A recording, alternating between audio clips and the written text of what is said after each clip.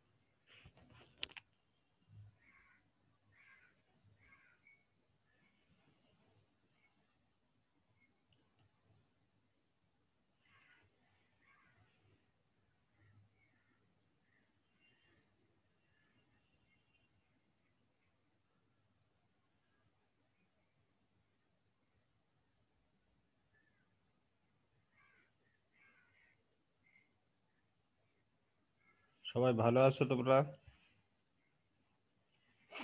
Boys? জি sir, আলহামদুলিল্লাহ ভালো sir. আপনি? হ্যাঁ, ভালো আছি। এখন তো 7 মিনিট হয়ে গেল, উপস্থিত মাত্র 5 জন। তো তোমাদের টেস্ট পরীক্ষার একটা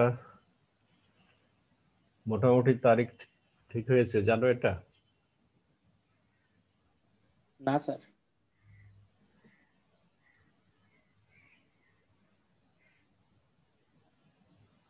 মোটামুটি একটা তারিখ ঠিক হয়েছে, 15ই জুন। এটা হয়তো এখনো নোটিশ হয়নি, নোটিশ পেয়ে যাবা।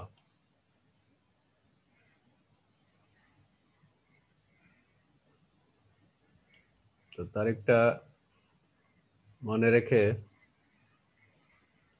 পড়াশোনা করতে থাকো। টেস্ট পরীক্ষা 2 পেপারে হয়, জানো তো?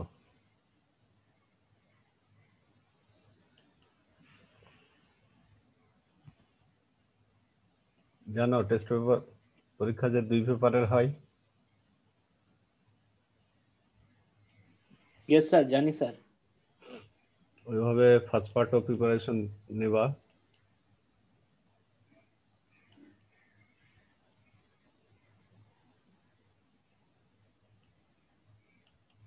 ঠিক আছে?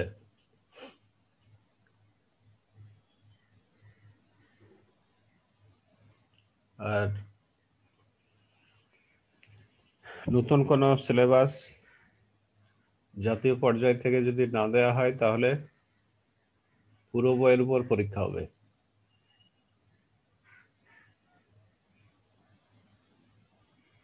যদিও জাতীয় পর্যায় থেকে নতুন সিলেবাস দেওয়া হয় তাহলে সংক্ষিপ্ত সিলেবাসে হবে, আর না দেওয়া হলে পুরো বইয়ের উপর পরীক্ষা হবে। প্রিটেস্টের রেজাল্ট দেখেছো তো? রেজাল্টে অনেকেই ভালো করেনি। 30-এর মধ্যে কলেজের নিয়মে পাস নম্বর হচ্ছে 40% হয় 12, মিনিমাম 12 পাওয়া লাগবে পাস নম্বর পেতে হলে, কিন্তু অনেকেই পাওনি, এটা জানো। সাব রেজাল্ট দেখেছো তুমি প্রিটেস্টের? জি স্যার, দেখেছি স্যার। তানভীর, তানভীর শুনতে পাচ্ছ? স্যার। রেজাল্ট দেখেছো? দেখেছি স্যার। তো ওই হিসাবে 30-এর মধ্যে বাসায় থেকে অনলাইনে তো জানো বিভিন্ন সুযোগ সুবিধা সহ পরীক্ষা দেওয়া যায়। জি স্যার। তো সে অনুযায়ী ভালো হয়নি। নাফিস, তুমি দেখেছো রেজাল্ট? নাফিস Yes, শুনতে sir. শুনতে পাচ্ছ? জি স্যার। 30-এর মধ্যে কলেজের নিয়মে পাস হচ্ছে 12-তে, কিন্তু 12 অনেকেই পাওনি, প্রায় অর্ধেক মতো স্টুডেন্ট 12 পাওনি। এই জন্য টেস্টের ব্যাপারে খুবই সিরিয়াস হতে হবে। আর আজকে আমরা আলোচনা শুরু করব তোমাদের সেকেন্ড পার্টের যে কম্পালসারি চ্যাপ্টার আছে, কোম্পানির আর্থিক বিবরণী। যৌথ মূলধনী কোম্পানির আর্থিক বিবরণী, যেখান থেকে কম্পালসারি ভাবে 2টা প্রশ্নের উত্তর দিতে হয়। এগুলো জানো? 2টা প্রশ্ন যে উত্তর দিতে হয়। জি স্যার। 2টা প্রশ্নের উত্তর দিতে হয়। এই চ্যাপ্টার আলোচনা শুরু করব।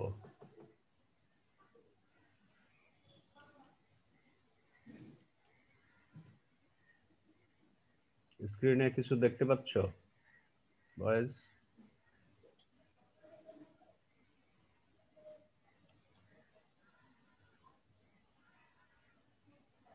স্ক্রিনে কিছু দেখতে পাচ্ছ? স্ক্রিনে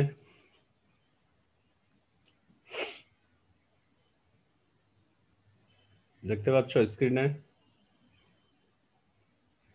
জি নাফিস? স্যার, বিশদায় বিবরণীর নমুনা ছক। জি স্যার। হুম, এখানে আর্থিক বিবরণীতে ফার্স্ট পার্টের যে আর্থিক বিবরণী আছে তার সাথে কিছু মিল আছে, আর কিছু হচ্ছে নতুন।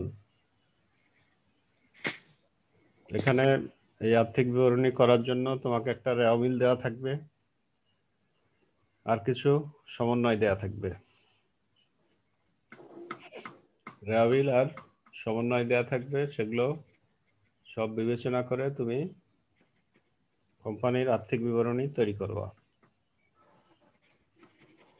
তাহলে কি থাকবে? একটা রেওয়া মিল দেওয়া থাকবে এবং কিছু সমন্বয় দেওয়া থাকবে। সমন্বয় মানে কি? যেগুলো রেওয়া মিল তৈরি পর্যন্ত বিবেচনা করা হয়নি।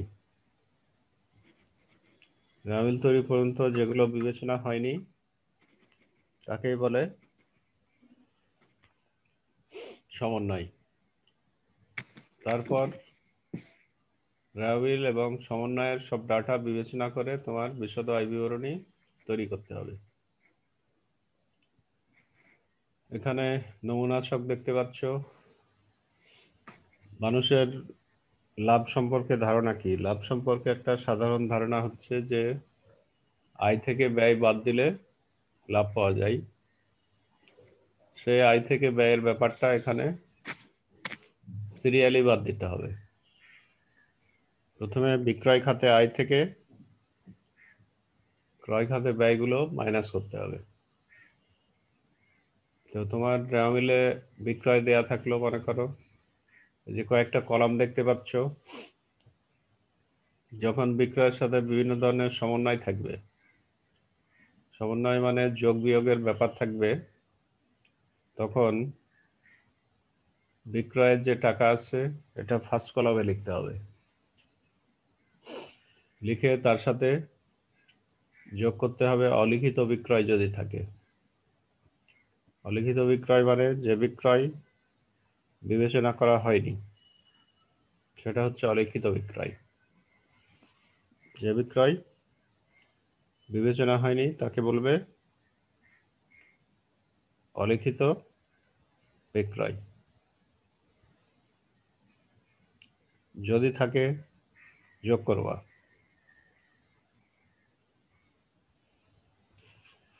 যোগ করে কারবারি বাট্টা যদি থাকে, কারবারি বাট্টা মানে বিক্রয়ের উপরে পণ্য বিক্রয় করার সময় যে ছাড় দেওয়া হয়, কারবারি বাট্টা রেওয়াবিলের ডেবিট সাইডে থাকে। ওই কারবারি বাট্টা মাইনাস করবা। তারপরে ফেরত, বিক্রয় ফেরত যদি থাকে, বিক্রয় ফেরত সমন্বয়ও থাকতে পারে, আবার রেওয়াবিলেও থাকতে পারে। ওই ফেরত যদি থাকে মাইনাস করবা। অথবা অনেক সময় পণ্য বিক্রয় অথবা ফেরত বলে একটা ডাটা থাকে। পণ্য বিক্রয় অথবা ফেরত,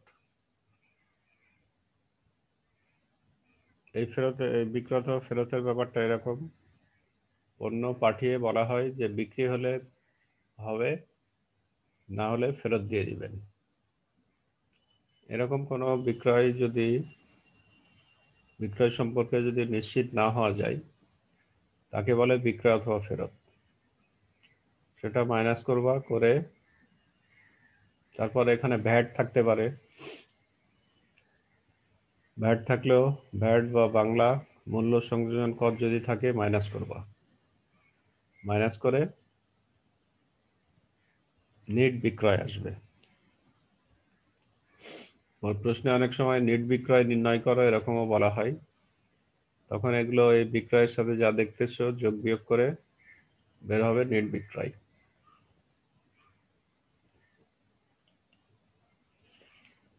এই নিট বিক্রয়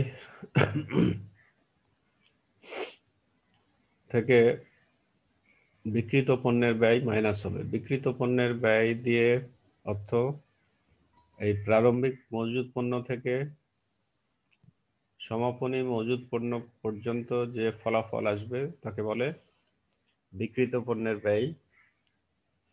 এই ব্যয়টা বলতে বোঝায় পণ্য যে বিক্রি করতেছ, পণ্য বিক্রির জন্য কি করা হয়, পণ্য আগে ক্রয় করা হয়,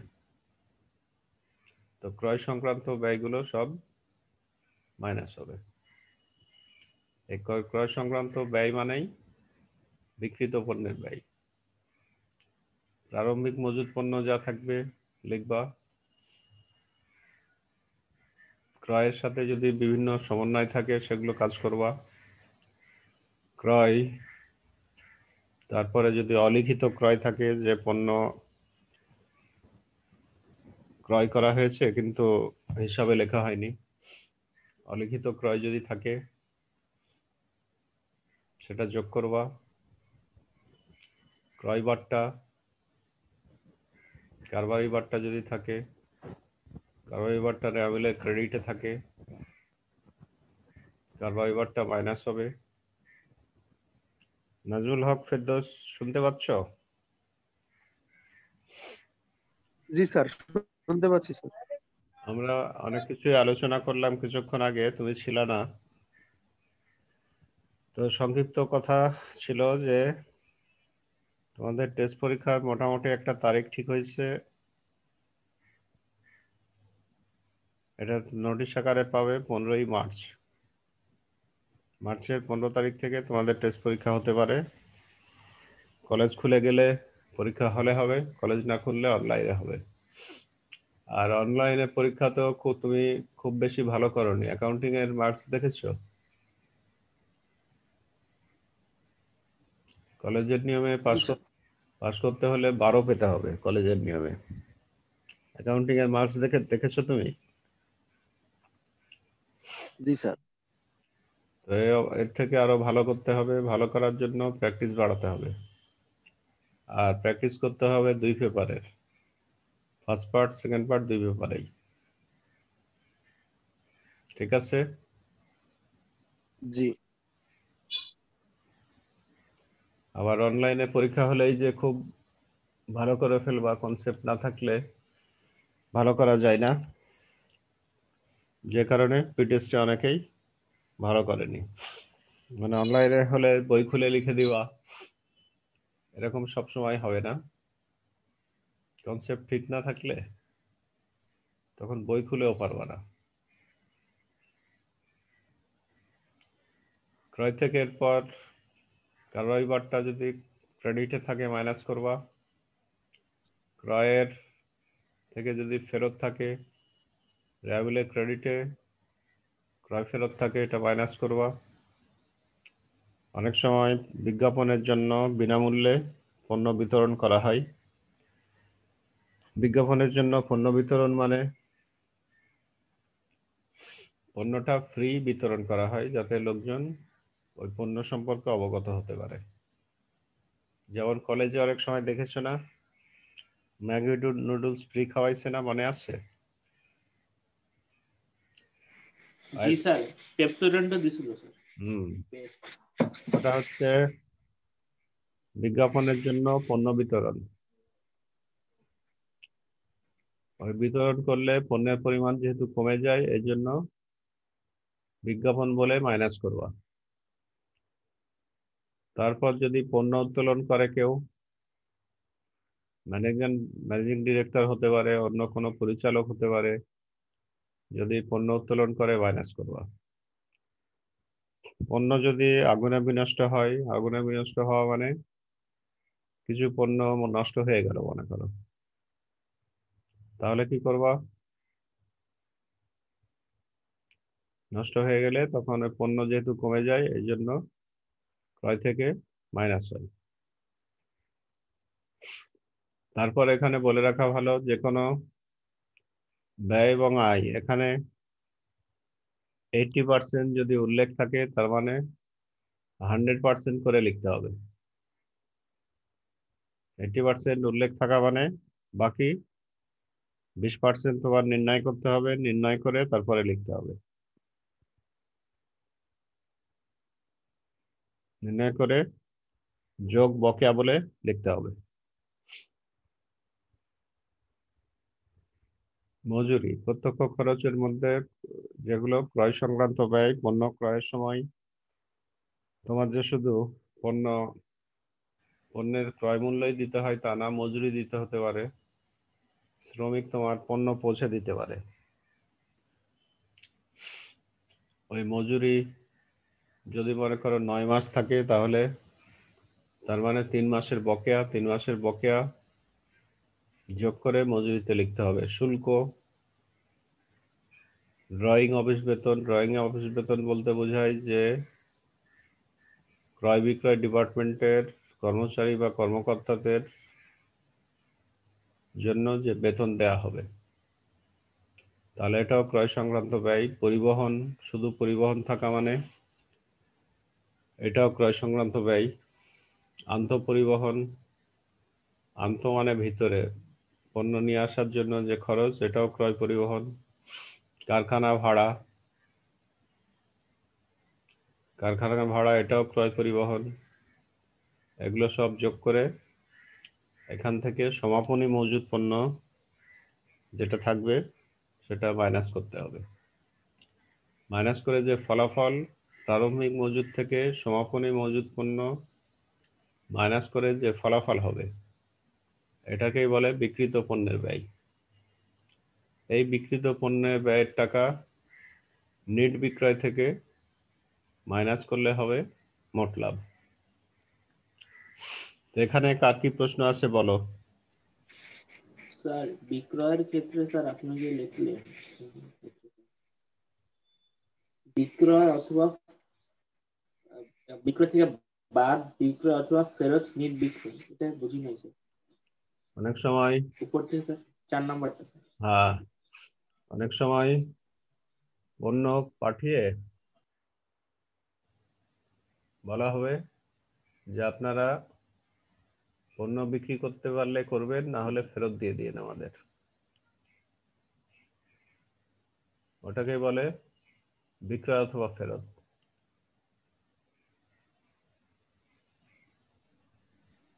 জি স্যার, বুঝতে পারছি। ওই পণ্য যদি বিক্রয় না হয় তাহলে বিক্রয় কমে যায়, তাই না? বিক্রয় যেহেতু জি স্যার, জি স্যার। কমে যায়, এই জন্য বিক্রয় থেকে মাইনাস করবা।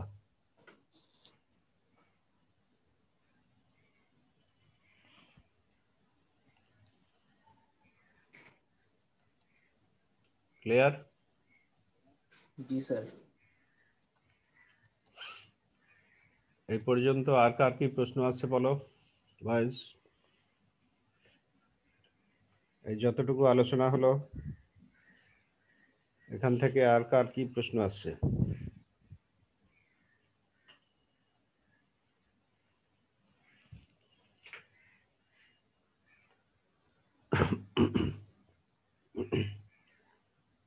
আর কারো কোনো প্রশ্ন আছে এখান থেকে?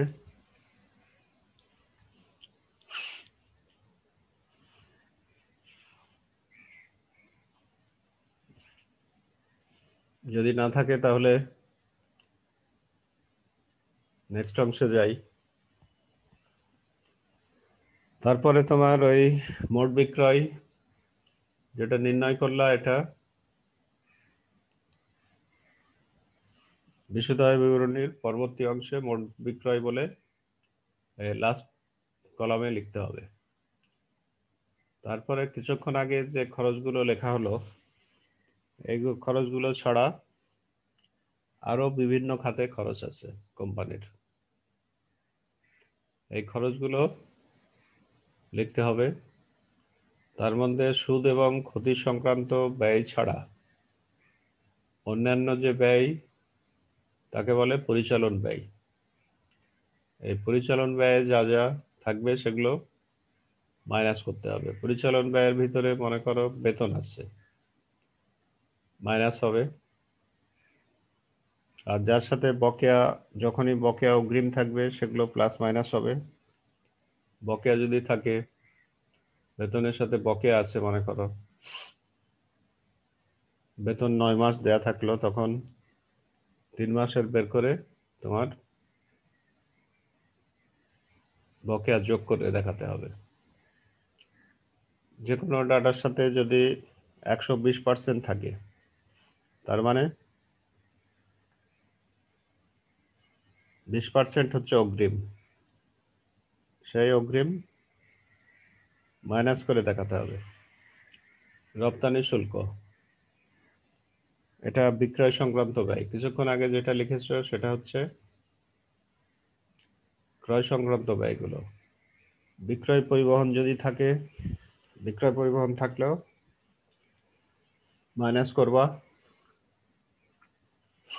অবচয় থাকতে পারে, স্থায়ী সম্পদ যেগুলো থাকে প্রতিষ্ঠানের, সেগুলোর অবচয় থাকতে পারে, সেই অবচয়গুলো মাইনাস করবা। অনাদায়ী পাওনার যে ব্যাপারগুলো আছে, অনাদায়ী পাওনা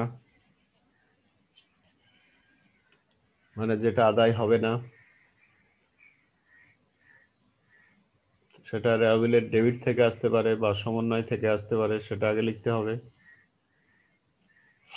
তার সাথে যোগ নতুন পাওনা সঞ্চিতি, এটা সমন্বয় থেকে আসতে পারে।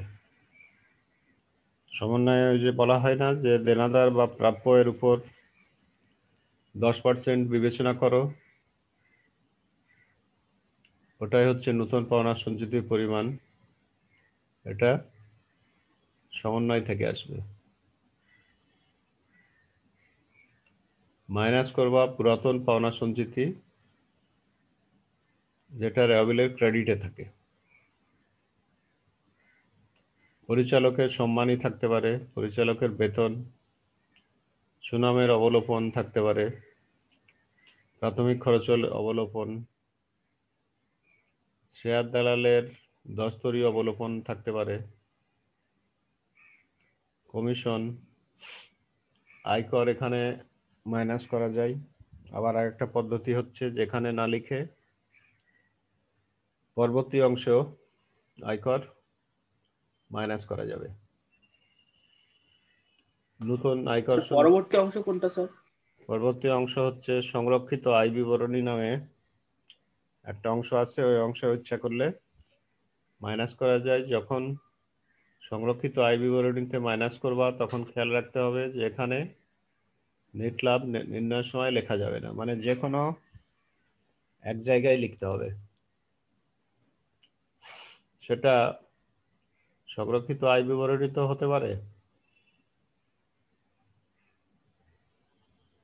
বা নেট লাভ নির্ণয়ের সময় হতে পারে। নতুন আয়কর সঞ্চিতি থাকে অনেক সময়। নতুন আয়কর সঞ্চিতি এটা সমন্বয়ে থাকে, এটা এখানে লিখতে পারো।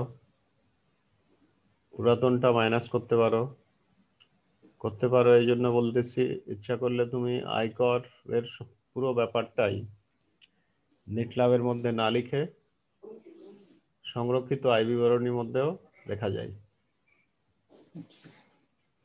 বার্তার পরিমাণ এখানে আসবে, দিয়ে এর ফলাফল পরিচালন ব্যয়। তাহলে তোমাকে পরিচালন ব্যয় নির্ণয় করো যদি বলা হয়, তাহলে এই বেতন থেকে বার্তা পর্যন্ত যে ফলাফল সেটাই হবে পরিচালন ব্যয়। তুমি পরীক্ষার জন্য নেট লাভ নির্ণয়ের প্রিপারেশন নিয়েছো, তোমাকে বলা হতে পারে পরিচালন ব্যয় নির্ণয় করো। তখন পরিচালন ব্যয়ের মধ্যে লিখবা এগুলো বেতন থেকে বার্তা পর্যন্ত যে ফলাফল সেগুলোই যাবে পরিচালন ব্যয়ের মধ্যে। তারপর কোম্পানির পরিচালন আয় থাকতে পারে, মূলত বার্তা কমিশনকে বলা হয় পরিচালন আয়, সেগুলো যোগ করবা। অপরিচালন আয় থাকতে পারে কোম্পানির। অপরিচালন আয় বলতে সুদ সংক্রান্ত যে আয় কোম্পানি যেগুলো বিনিয়োগ করবে, ওই বিনিয়োগের সুদ সংক্রান্ত যে আয় আছে সে আয়গুলো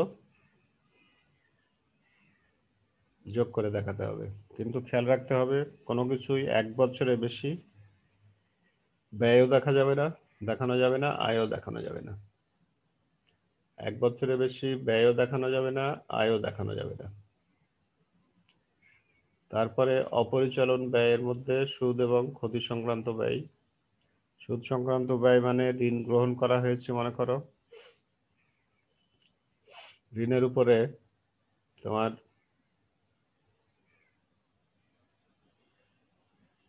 যে সুদ দিচ্ছ এটা হচ্ছে অপরিচালন ব্যয় যাবে। ক্ষতি সংক্রান্ত ব্যয় মানে পণ্য যে আগুনে বিনষ্ট হয়ে গেল সে ব্যয়। এগুলো সব প্লাস মাইনাস করে ব্যয় হলে মাইনাস হবে স্বাভাবিকভাবে, আর আয় হলে প্লাস হবে।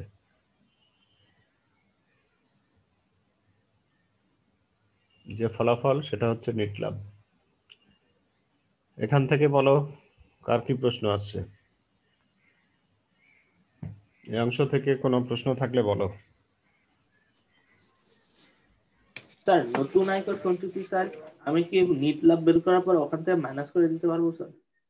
নতুন আয়কর সঞ্চিতি এখানে বইতে এক এক রাইটার এক এক ভাবে করছে।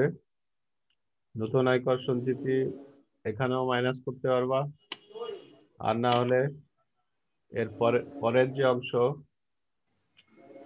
সংরক্ষিত আয় বিবরণীর যে অংশ সেখানেও মাইনাস করতে পারবা। শুনতে স্যার পেয়েছো? কন্টেন্ট গুলো একটু প্রথম থেকে দেখান।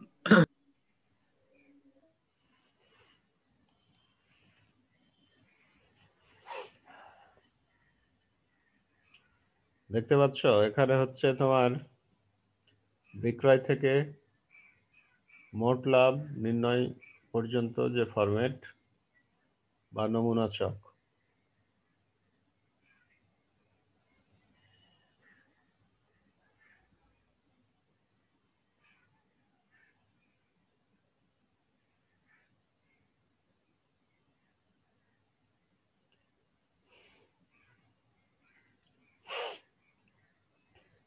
নিয়েছো এটা তামিম?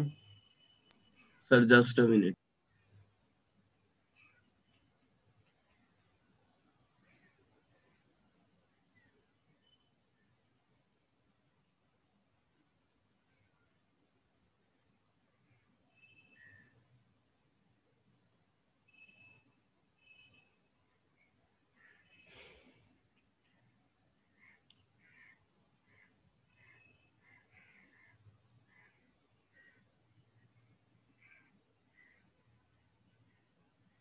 স্যার নেক্সটে যান।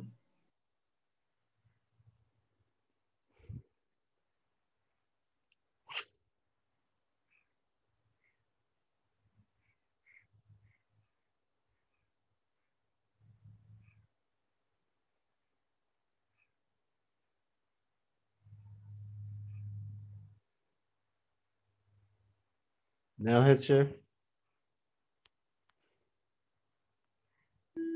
জি স্যার।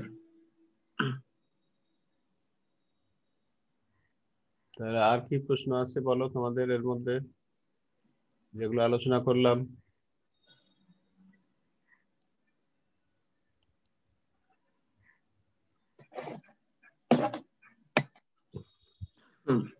নাফিজ শুনতে পাচ্ছ? Hello Nafiz, yes sir.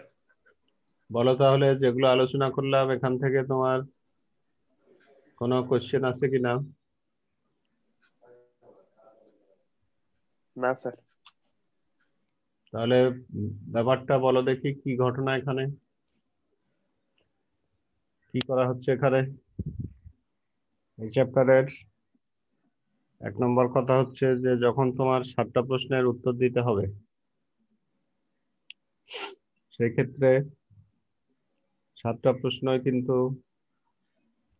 7টা প্রশ্নের মধ্যে 2টা অঙ্ক এই চ্যাপ্টার থেকে কম্পালসারি। এটা প্রথমে খেয়াল রেখে এই চ্যাপ্টারের উপর প্রিপারেশন নিতে হবে। মানে অন্য কোনো চ্যাপ্টারের অঙ্কই কিন্তু কম্পালসারি না। কোনো ছাত্র মনে করো যৌথ মূলধনী কোম্পানির মূলধন চ্যাপ্টার ভালো পারে, কিন্তু ওই চ্যাপ্টার থেকে প্রশ্ন যে দিতেই হবে এমন কিছু নয়, কিন্তু এই চ্যাপ্টার থেকে 2টা অঙ্ক কম্পালসারি ভাবে থাকে। অতএব প্রিপারেশন নিতে হবে খুবই এক্সট্রাঅর্ডিনারি। তো বলো দেখি যে আলোচনা করলাম তার সংক্ষেপ বলো নাফিজ।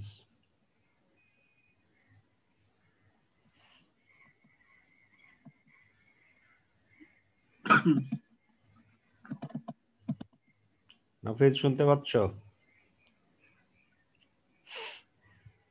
হ্যালো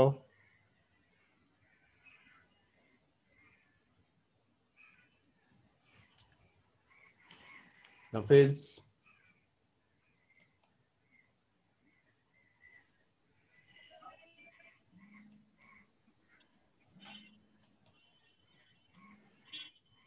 শুনতে পাচ্ছ নাফিজ?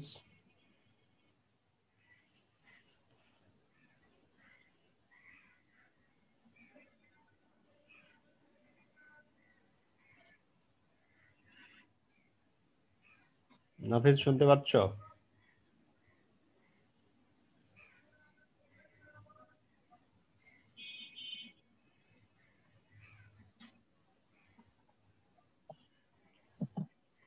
নাফিজ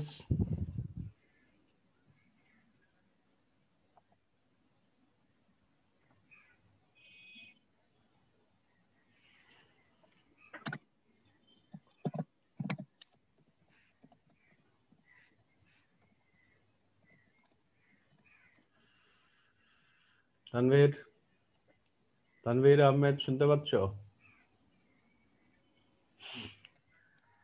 তানভীর আহমেদ,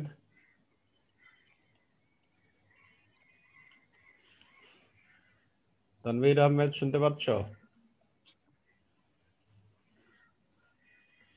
তানভীর,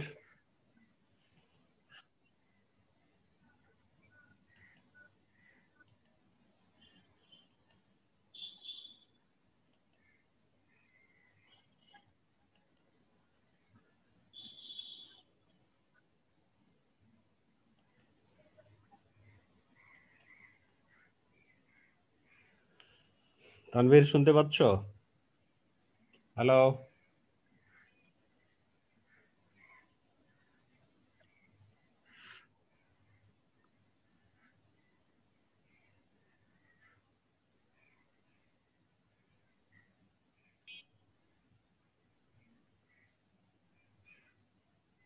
এটাই হচ্ছে প্রবলেম, জিজ্ঞেস করলেই অফলাইনে চলে যায়।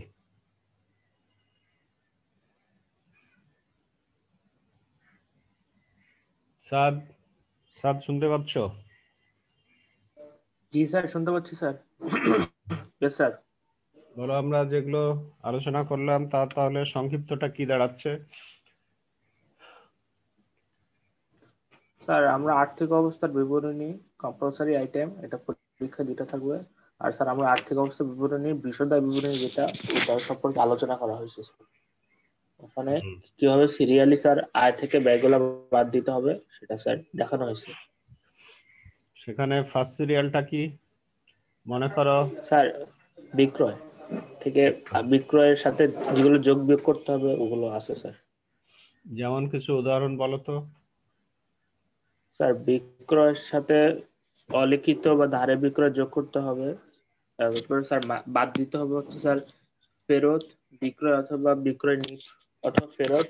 তারপরে হচ্ছে স্যার বিক্রয় বার্তা। তারপরে হচ্ছে স্যার ওই এটাই স্যার বিক্রয়।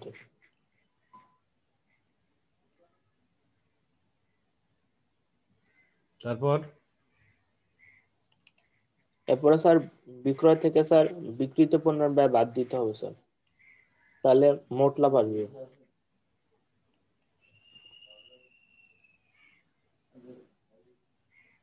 বিক্রয় থেকে বিক্রিত পণ্যের ব্যয় বাদ দিতে হবে।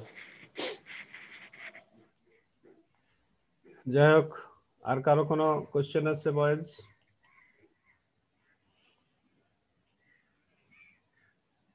আর কেউ কিছু বলতে চাও যা আলোচনা হলো এখান থেকে? না স্যার।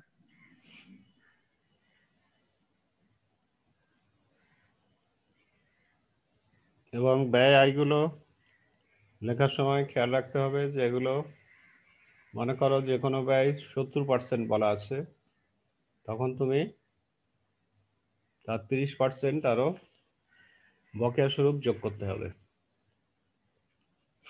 70% বলা আছে, তার 30% বকেয়ার ভিতরে যোগ করতে হবে। যে কোনো ডাটা 8 মাস বলা আছে, 8 মাস বলা মানে 4 মাসের বকেয়া, 4 মাসের বকেয়া এটা যোগ করতে হবে।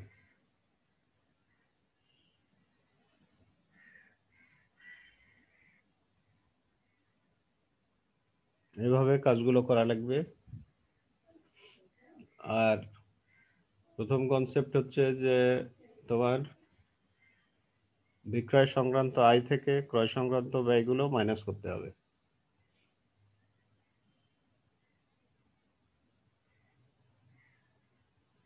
তো তোমাদের আজকে উপস্থিতি, স্যার ওই যে এই প্রেজেন্টের ইয়াটা নিয়ে নেন স্ক্রিনশট। প্রেজেন্টের স্ক্রিনশট নিয়েছি।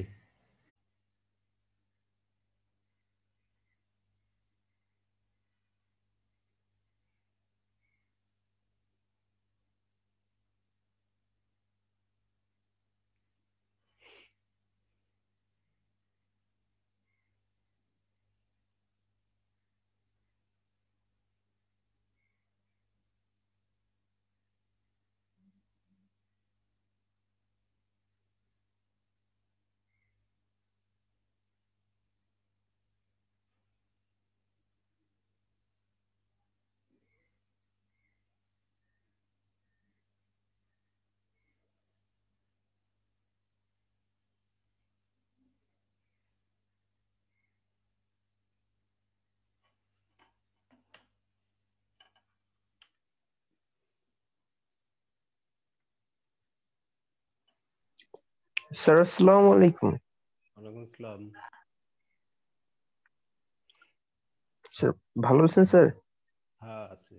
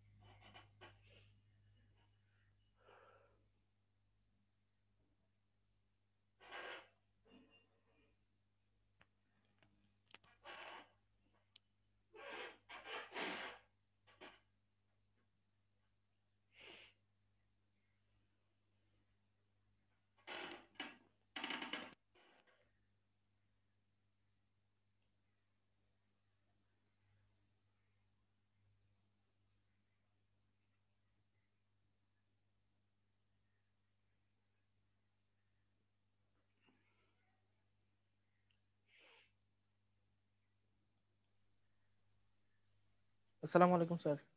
ওয়ালাইকুম আসসালাম।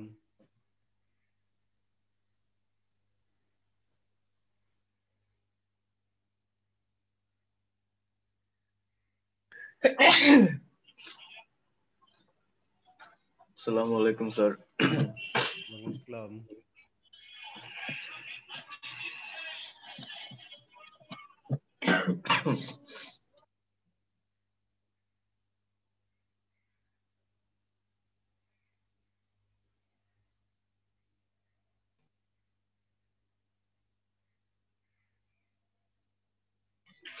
আসসালামু আলাইকুম স্যার।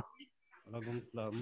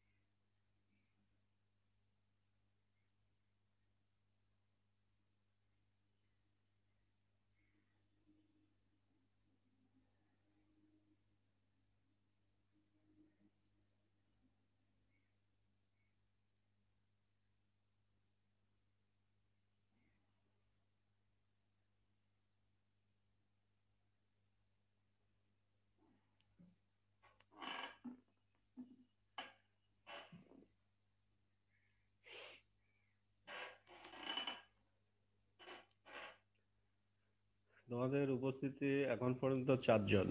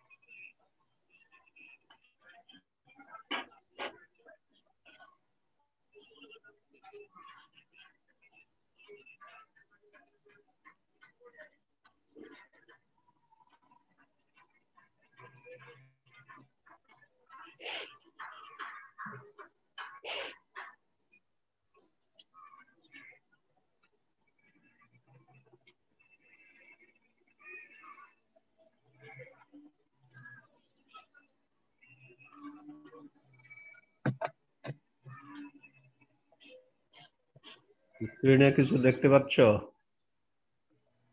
Boys, hello? জি স্যার, দেখা যাচ্ছে স্যার।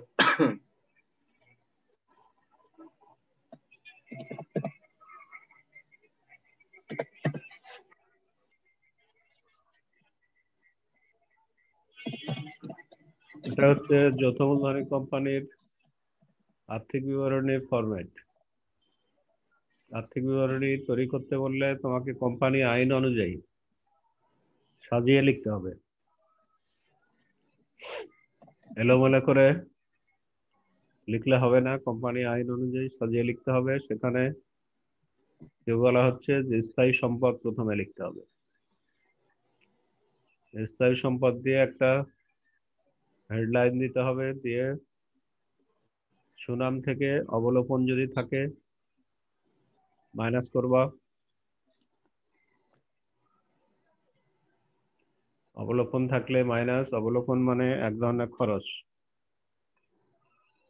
কোনো কিছু সুনামের যদি অবলোপন করা হয় তাহলে মাইনাস হবে।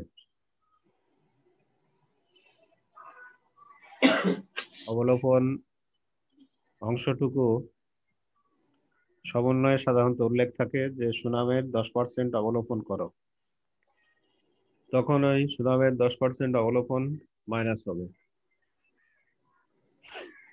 ভূমি ও দালান থেকে পুঞ্জীভূত অবচয় মানে এতদিন মোট যত টাকা অবচয় ধরা হয়েছে সবগুলো মাইনাস হবে।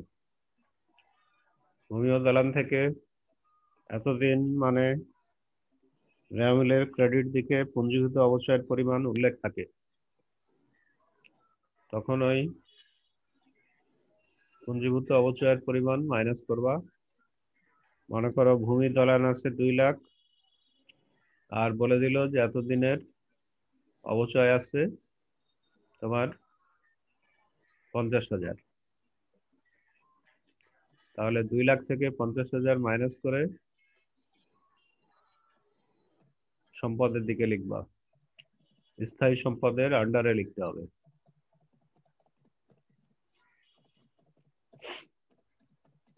তারপর ইজারা সম্পত্তি বা ট্রেডমার্ক বাদ অবলোপন। ইজারা সম্পত্তি বা ট্রেডমার্ক যত টাকা থাকবে তার মধ্যে যত টাকা অবলোপন সমন্বয়ে উল্লেখ থাকবে সেই অবলোপনটুকু তুমি একবার বিশদ আয় বিবরণীতে নেট লাভ নির্ণয়ের সময় লিখবা, আরেকবার এখানে বাদ যাবে। কলকবজা ও যন্ত্রপাতি বাদ পুঞ্জীভূত অবচয়।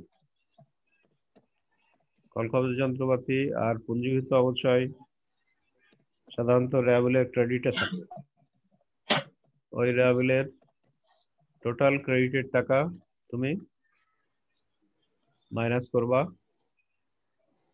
মাইনাস করে লিখতে হবে। ভূমি উন্নয়ন যদি থাকে লিখতে হবে প্যাটেন্ট। আসবাবপত্র থেকে পুঞ্জীভূত অবচয় একইভাবে যদি থাকে, মনে করো রেওয়ামিলের ক্রেডিটে কিছু আছে,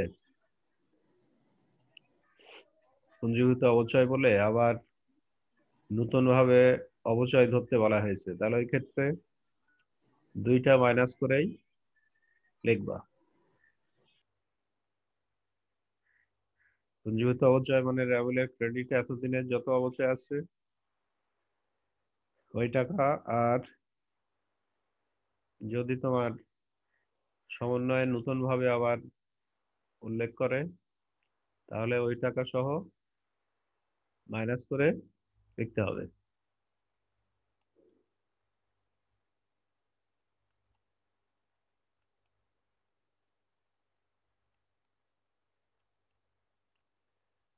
তারপরে বৈদ্যুতিক সরঞ্জাম যদি থাকে কোনো টাকার সেটা লিখতে হবে। বৈদ্যুতিক সরঞ্জামের টাকা কোথাও যদি থাকে তা লিখবা।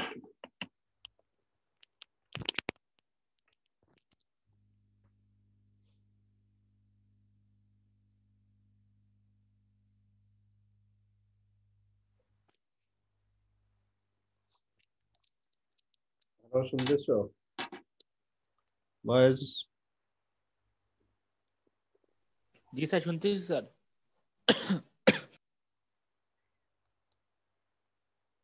তারপরে তোমার বিনিয়োগ।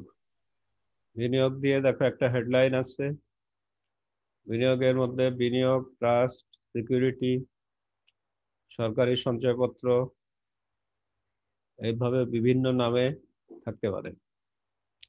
বিনিয়োগের মধ্যে শেয়ার বা বন্ড ক্রয়,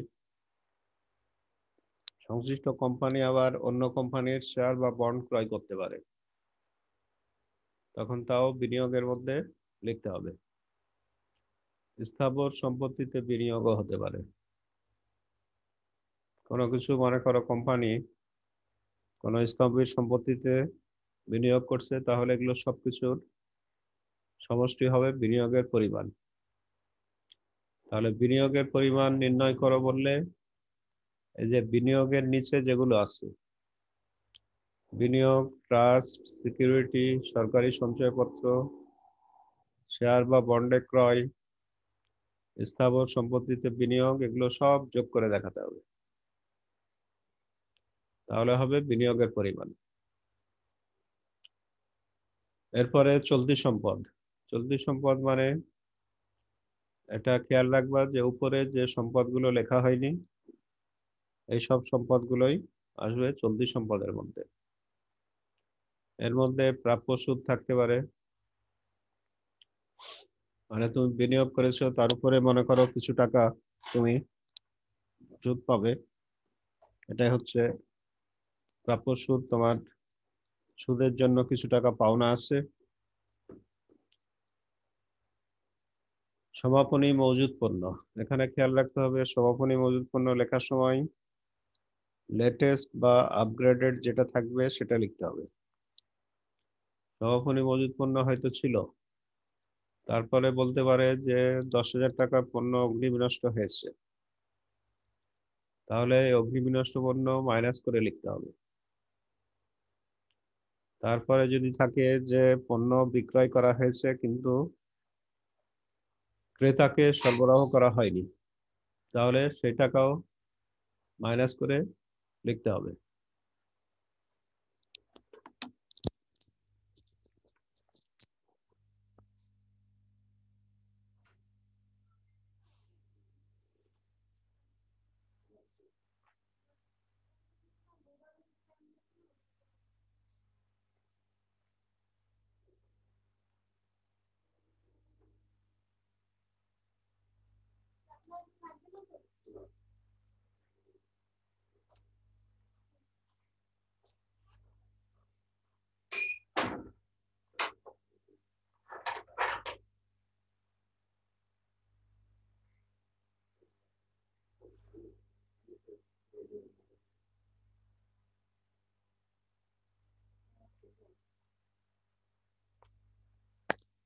শুনতেছো?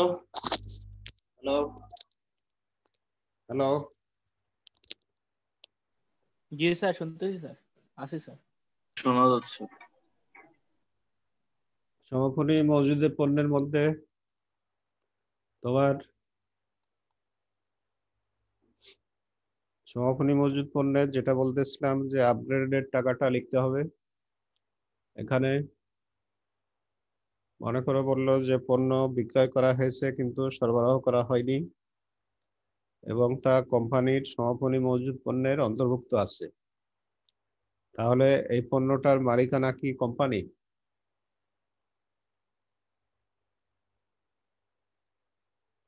এই পণ্যটার মালিকানা কি কোম্পানি হবে? ল্যাঙ্গুয়েজটা হয়েছে যে বিক্রয় করা হয়েছে,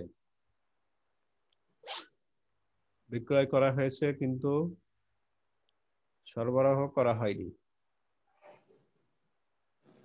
তাহলে না স্যার, মালিক না স্যার, কোম্পানি যেহেতু কোম্পানি মালিক মালিক না, এই জন্য এই সমাপনী মজুদ পণ্য থেকে এটা মাইনাস করে দেখাতে হবে। সমাপনী মজুদ পণ্যের মধ্যে যদি অন্য কোনো পণ্য ভুল করে যুক্ত থাকে, যেমন অনেক সময় বলা হয় যে সমাপনী মজুদ পণ্যের মধ্যে অব্যবহৃত মণিহারি 3,000 টাকা যুক্ত আছে, তাহলে অব্যবহৃত মণিহারি মাইনাস করে দেখাতে হবে। এইভাবে সমাপনী মজুদ পণ্যটা পুরো আপগ্রেড করতে হবে। আবার বিক্রয় অথবা ফেরত ভিত্তিতে অনেক সময় পণ্য পাঠানো হয়। বিক্রয় অথবা ফেরত ভিত্তিতে পণ্য পাঠানো হলে তা বিক্রয় সম্পর্কে নিশ্চিত হওয়া যায়নি এমন কোনো ল্যাঙ্গুয়েজ যদি থাকে, তাহলে এই পণ্যের মালিকানা কাদের?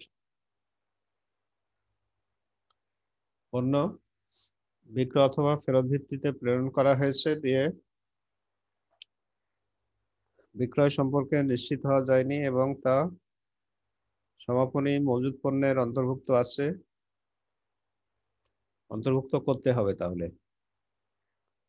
কারণ তোমার পণ্য যদি অন্যের কাছে থাকে তাহলে এই মালিকানা কার? সংশ্লিষ্ট প্রতিষ্ঠানের বা কোম্পানির। এক্ষেত্রে সমাপনী মজুদ পণ্যের সাথে আবার ওই বিক্রয় অথবা ফেরত ভিত্তিতে প্রেরিত পণ্য যোগ করে দেখাতে হবে। অব্যবহৃত মণিহারি থাকতে পারে। অব্যবহৃত মণিহারি মানে যা এখনো ব্যবহার করা হয়নি, এটা চলতি সম্পদের মধ্যে আসবে। বীমা কোম্পানি থেকে প্রাপ্য। বীমা কোম্পানি অনেক সময় অগ্নিবিনষ্ট পণ্যের উপর ক্ষতিপূরণ দেয়, তাহলে যত টাকা ক্ষতিপূরণ দিবে তত টাকা এখানে আসবে। মনে করো বলা হলো যে 20,000 টাকার পণ্য অগ্নিবিনষ্ট হয়েছে, কোম্পানি এর মধ্যে থেকে 15,000 টাকা দিতে সম্মত হয়েছে, তাহলে কোম্পানির কাছ থেকে কোম্পানি এখন 15,000 টাকা পাবে। এই জন্য এখন 15,000 টাকা যেহেতু পাবে, এই জন্য 15,000 টাকা সম্পদের দিকে দেখাতে হবে। নিট প্রাপ্য মানে প্রাপ্যর সর্বশেষ অবস্থা যা দাঁড়ায়। জানো নিশ্চয় যে প্রাপ্যর সাথে অনেক ধরনের অ্যাডজাস্টমেন্ট আছে। রেওয়াবিলে একটা প্রাপ্য থাকে। অনাদায়ী পাওনা যদি সমন্বয়ে থাকে, এই প্রাপ্যকেও আপগ্রেড ফর্মে লিখতে হবে, আপগ্রেড করে লিখতে হবে। প্রাপ্য রেওয়াবিলে আছে একটা, সমন্বয়ে বলে দিল যে অনাদায়ী পাওনা বা আদায়যোগ্য নয়, তাহলে ওই অনাদায়ী পাওনা মাইনাস হবে। সমন্বয়ে মনে করো বললো বিক্রয় ফেরত হিসাবভুক্ত হয়নি, তো বিক্রয় ফেরত যদি এখন হিসাবভুক্ত করো তাহলে কি হবে?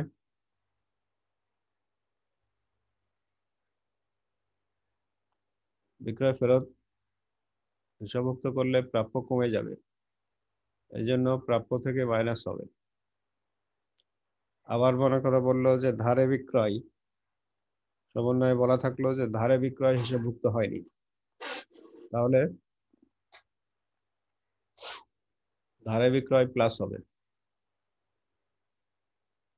সমন্বয়ে বলা থাকতে পারে যে বাট্টা প্রদান হিসাবভুক্ত হয়নি, বাট্টা প্রদান যদি হিসাবভুক্ত করো তাহলে তোমার প্রাপ্যের পরিমাণ কমে যাবে, এটা মাইনাস করতে হবে। প্রাপ্য এর উপর অনেক সময় নতুন পাওনা সঞ্চিতি ধরতে বলে। যত টাকা নতুন পাওনা সঞ্চিতি ধরতে বলবে তত টাকা আবার মাইনাস হবে। বাট্টা সঞ্চিতি থাকতে পারে প্রাপ্যর উপর, প্রাপ্যর উপরে বাট্টা সঞ্চিতি থাকতে পারে, এই বাট্টা সঞ্চিতি আবার মাইনাস হবে। এইভাবে নেট প্রাপ্যের পরিমাণ দেখাতে হবে। তারপর প্রাপ্য বিল ও নোট থাকতে পারে। প্রাপ্য বিল মানে কোম্পানির কাছে টাকা পরিশোধের ব্যাপারে অঙ্গীকার করছে যে ভবিষ্যতে ধারে বিক্রয়ের কারণে কোনো নির্দিষ্ট টাকা নির্দিষ্ট মেয়াদ পর দিবে, নির্দিষ্ট টাকা নির্দিষ্ট মেয়াদ পর দিবে, এরকম অঙ্গীকার করছে। এটা সম্পদ চলতি সম্পদের মধ্যে আসবে, কারণ এই টাকা দ্রুত আদায় হয়। 3 মাস মেয়াদি বললে 3 মাস পর আদায় হবে, যদি 6 মাস মেয়াদি বলে তাহলে 6 মাস পর আদায় হবে। প্রাপ্য নোটের টাকা, এটাও চলতি সম্পদের মধ্যে আসবে। তারপর ওই চলতি সম্পদের মধ্যে আরো নগদ তহবিলের সর্বশেষ অবস্থা লিখতে হবে। নগদ তহবিলের যে সর্বশেষ অবস্থা, অনেক সময় নগদ তহবিল থেকে কোনো টাকা যদি হারিয়ে যায় মাইনাস করে দেখাতে হবে। ব্যাংক জমা দেখাতে হবে, অগ্রিম খরচাবলী। তাহলে চলতি সম্পদ নির্ণয় করো বললে এই যা যা বললাম চলতি সম্পদের মধ্যে যা যা আছে এগুলো দেখাতে হবে। তারপরে বলছে অসমন্বয়কৃত ব্যয়। প্রাথমিক খরচাবলী বাদ অবলোপন। প্রাথমিক খরচাবলী হচ্ছে কোম্পানি গঠনের সময় শুরুতে যে খরচ হয়, যদিও এটা খরচ মনে হচ্ছে কিন্তু এটা তাৎপর্যগত অর্থে সম্পদ, কারণ কোম্পানি গঠনের শুরুতে এই খরচটা হয়। এই অবলোপন মাইনাস হবে। বিলম্বিত বিজ্ঞাপন যদি থাকে, বিলম্বিত বিজ্ঞাপন মানে তুমি কোম্পানি 5 বছরের জন্য বিজ্ঞাপন দিছে 40,000, তাহলে 1 বছরের অতিরিক্ত যে টাকা তাই যাবে বিলম্বিত বিজ্ঞাপনের ভিতর। শেয়ার অবলেখন ব্যয় এখানে আসবে অসমন্বয়কৃত ব্যয়ের মধ্যে। শেয়ার দালালি ব্যয় এখানে আসবে। দালালি ব্যয় মানে যাদের মাধ্যমে শেয়ার বিক্রি করা হয় তাদেরকে একটা টাকা পেমেন্ট করা হয়, এটাই হচ্ছে শেয়ার দালালি ব্যয়। ঋণপত্রের অবহার যদি থাকে লিখতে হবে। শেয়ার অবহার বা বাট্টা, শেয়ার বিক্রির সময় যত কম দামে বিক্রি করা হয় এটাও তাৎপর্যগত অর্থে সম্পদ, যত কমে বিক্রি করা হলো। সংরক্ষিত আয়ের ডেবিট উদ্বৃত্ত যদি কোনো অঙ্কে হয়ে যায় তাহলেও এই অসমন্বয়কৃত ব্যয়ের মধ্যে দেখাতে হবে। এখন এই সম্পদের সাইডের ব্যাপারে কার কি প্রশ্ন আছে বলো? সম্পদের সাইডের ব্যাপারে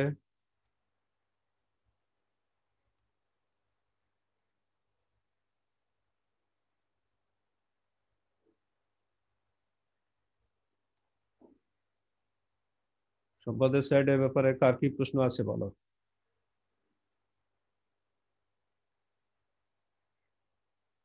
আছে কারো প্রশ্ন? সম্পদের সাইডে যা যা বলা হলো। স্যার হ্যাঁ বলো। স্যার সুনাম, তারপরে হচ্ছে প্যাটেন্ট, গ্রন্থসত্ত্ব, এগুলো কই যাবে স্যার? শুরুতে দেখো দেখানো আছে, প্যাটেন্ট ওখানে, সুনাম একেবারে প্রথমে আসছে, প্যাটেন্টও এর ভিতরে, স্থায়ী সম্পদের মধ্যে এগুলো আসবে। আর কি প্রশ্ন আছে বলো?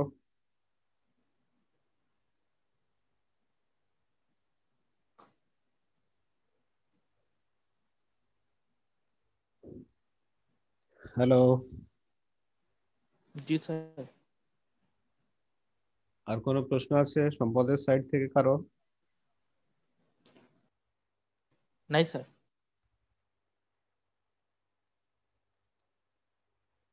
তারপরে দায় সাইডে কোম্পানি যেহেতু পাবলিকের কাছ থেকে টাকা সংগ্রহ করে, এই জন্য এই টাকা আবার শোধ দিতে হয়, এই কারণে এটা শেয়ার মূলধনের টাকা দায় সাইডে আসে। অনুমোদিত কোম্পানি আইন অনুযায়ী প্রথমে লিখতে হবে অনুমোদিত মূলধন, যেখানে বলা হবে প্রতি শেয়ার কত টাকা মূল্যের কত শেয়ার, এভাবে লিখতে হবে। কিন্তু অনুমোদিত মূলধন যেহেতু কোম্পানি সর্বোচ্চ কি পরিমাণ টাকা সংগ্রহ করতে পারবে, কিন্তু সবসময় এই টাকা সংগ্রহ করে না, এই জন্য অ্যামাউন্ট লিখলেও, লাস্ট কলামে অ্যামাউন্ট লিখলেও তা হিসাবে আসবে না।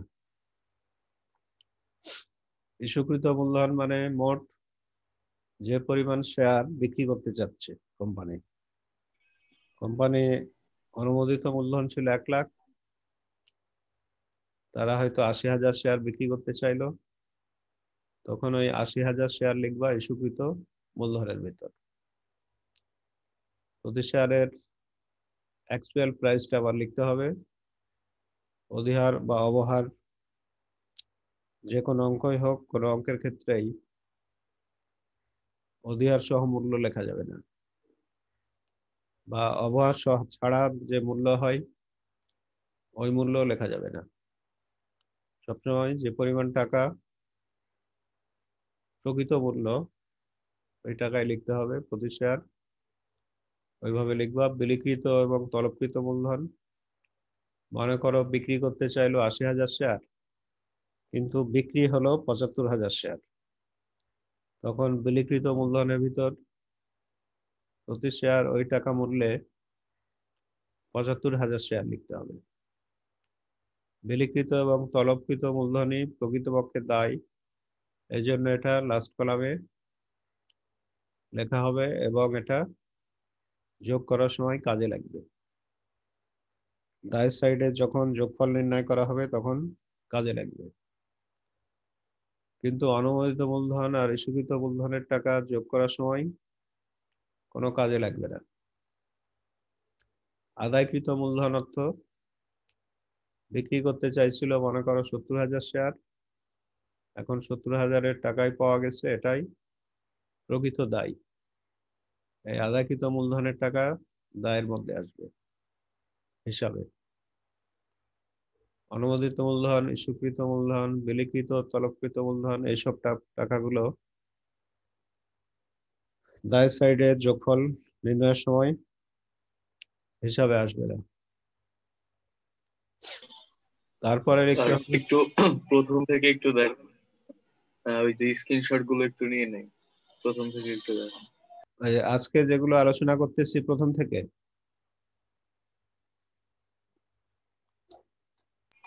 জি স্যার, আজকের গুলো স্যার। এটা ছিল ফার্স্ট স্ক্রিনের।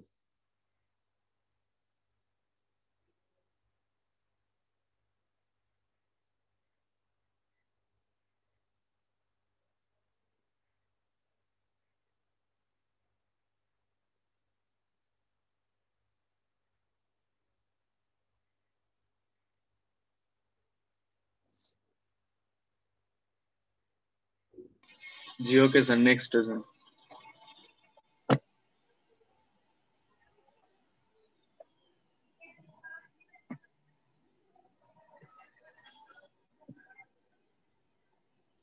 Sir next.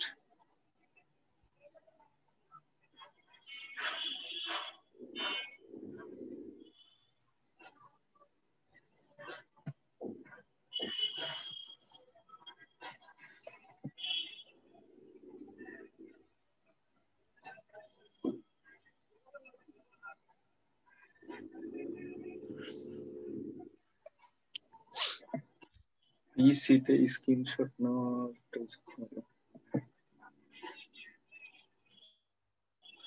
স্যার। নেক্সট।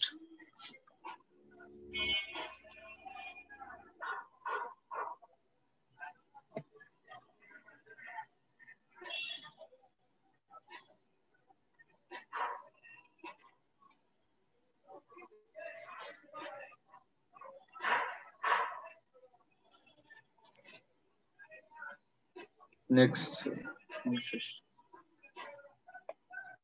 তো এখানে যেটা আলোচনা করতেছিলাম, সঞ্চিতি ও উদ্বৃত্ত লিখতে হবে। সঞ্চিত তহবিলের টাকা কোম্পানির যেটা থাকে, এটা দায় পাশে আসার কারণ এই টাকাগুলো মূলত হচ্ছে বিভিন্ন উদ্দেশ্যে গঠন করা। তুমি কোনো উদ্দেশ্যে তোমার এলাকাতে করোনা টিকা দেওয়ার জন্য একটা তহবিল গঠন করলা, এই টাকা কি তোমার সম্পদ হয়ে যাবে? কারো সম্পদ হবে না দায় হবে? স্যার দায়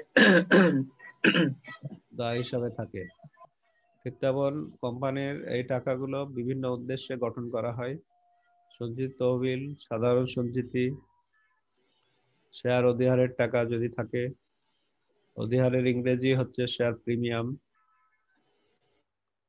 প্রতিপূরক তহবিল যদি থাকে, সিঙ্কিং ফান্ড, লভ্যাংশ সমতাকরণ তহবিল, সংরক্ষিত আয়ের স্যার কাইন্ডলি স্যার 3 নাম্বার স্লাইডটা একটু দেখেন তো স্যার। মোট 5টা, তো 3 নাম্বারটা হবে না।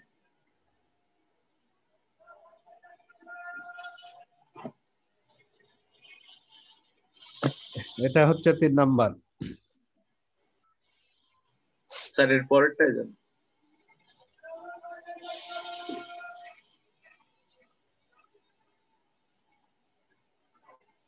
স্যার 3 নাম্বারটাই যান, 3 নাম্বারটা মনে হয় নেওয়া হয় না।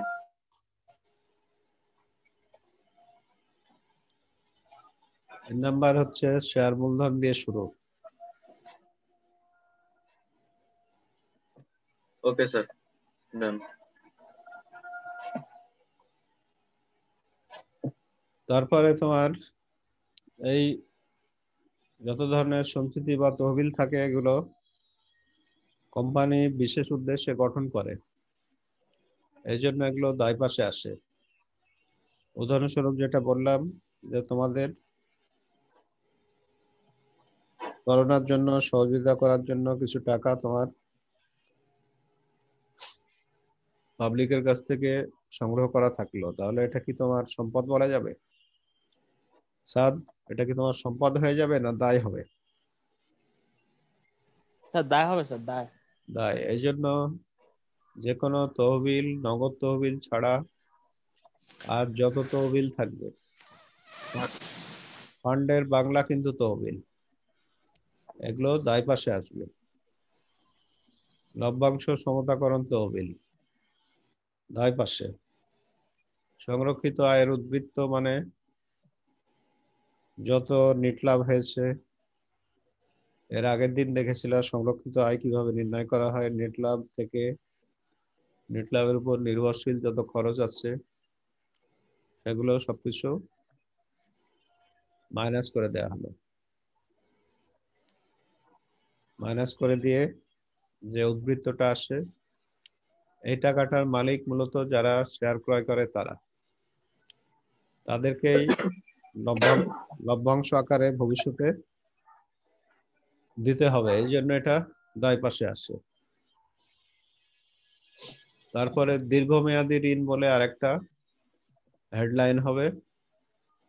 চলতি ঋণ, ডিবেঞ্চার, যেগুলো ঋণ পরিশোধের জন্য অনেকদিন সময় পাওয়া যায়, সেগুলো হচ্ছে দীর্ঘমেয়াদী ঋণ। চলতি ঋণ, ডিবেঞ্চার, ঋণপত্র।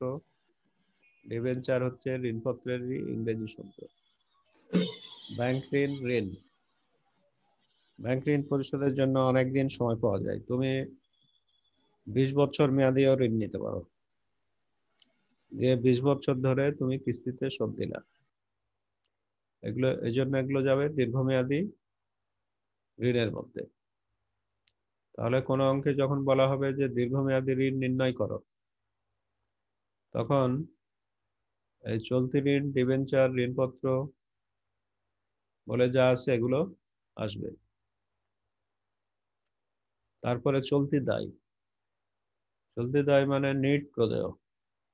নিট প্রাপ্য যেমন আলোচনা করলাম, ঠিক তেমন নিট প্রদেয় মানে প্রদেয়টাকে আপগ্রেড করতে হবে। প্রদেয় আছে মনে করো রেয়াবিলে, সমন্বয়ে বলা আছে ক্রয় ফেরত হিসাবভুক্ত হয়নি, তাহলে এই ক্রয় ফেরতের টাকা মাইনাস হবে। ধারে ক্রয় মনে করো বলা আছে সমন্বয়ে, ধারে ক্রয় যদি নতুন ভাবে করো তাহলে প্রদেয় বেড়ে যায়, এই জন্য প্লাস হবে। প্রদেয়ের উপর অনেক সময় বাট্টা সঞ্চিতির ব্যবস্থা করা হয়, মানে ছাড় দেওয়া হবে এরকম অনুমান করা হয়, তখন ওই টাকাও মাইনাস হবে। এইভাবে নিট প্রদেয় মানে আপগ্রেডেড প্রদেয় যা হবে সেটা লিখতে হবে।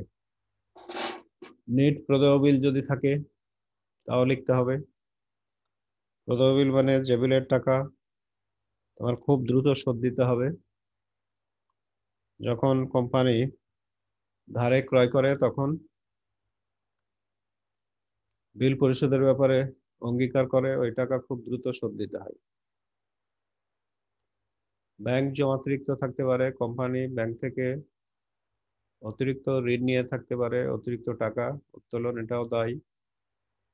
চলতি দায়ের মধ্যে লিখতে হবে এরপর বকেয়া খরচ সমূহ, যত ধরনের বকেয়া খরচ আছে সব লিখতে হবে। এরপর ভবিষ্যৎ ব্যবস্থা ও সঞ্চিতি, এখানে আয়কর সঞ্চিতি, পেনশন তহবিল, ভবিষ্যৎ তহবিল, কর্মচারী বোনাস তহবিল, এই ধরনের যত তহবিল থাকবে এই তহবিলগুলো লক্ষ্য করো, এগুলো অ্যাবসলিউটলি মালিকদের সংক্রান্ত না। এগুলো পেনশন তহবিল কর্মচারী সংক্রান্ত, ভবিষ্যৎ তহবিল কর্মচারী সংক্রান্ত, কর্মচারী বোনাস তহবিল এই ধরনের কর্মচারী সংক্রান্ত আরো যে কোনো তহবিল, আয়কর সঞ্চিতির যদি ব্যবস্থা করতে হয় এটা আসে। এবার তোমাদের কোয়েশ্চেন বলা শুরু করো, কার কোথায় কি কোয়েশ্চেন আছে বয়েজ। এইভাবে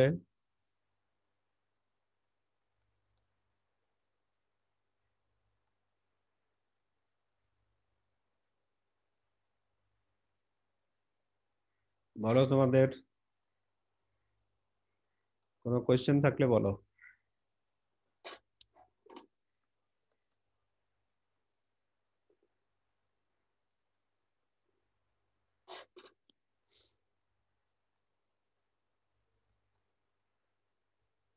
আছে কারো কোনো প্রশ্ন? না স্যার, কোয়েশ্চেন নেই স্যার। তাহলে যেটা দাঁড়ালো, আমরা গত কয়েকটা ক্লাস মিলে ফরম্যাটটা আলোচনা করলাম, তাই না?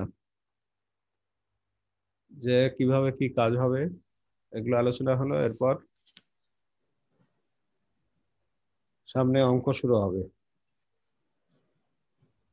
আর যারা ক্লাসে অংশগ্রহণ করেনি তাদেরকে বোঝানোর চেষ্টা করবা। তোমরা আসো মাত্র এখন 4 জন, কিন্তু এটা তো কম্পালসারি সাবজেক্ট এবং এই চ্যাপ্টার খুবই গুরুত্বপূর্ণ। এখান থেকে 2টা অঙ্ক অবশ্যই বোর্ডের পরীক্ষায় উত্তর করতে হয়,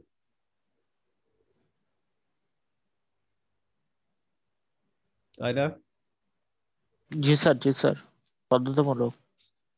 বাধ্যতামূলক ভাবে 2টা অঙ্ক যেহেতু উত্তর করতে হয়, তার মানে খুবই গুরুত্বপূর্ণ চ্যাপ্টার। অন্য কোনো চ্যাপ্টারের অঙ্ক আসতে পারে নাও পারে, কম্পালসারি না, কিন্তু এখান থেকে অবশ্যই 2টা প্রশ্নের উত্তর দিতে হয়। তোমাদের কোনো প্রশ্ন থাকলে বলো।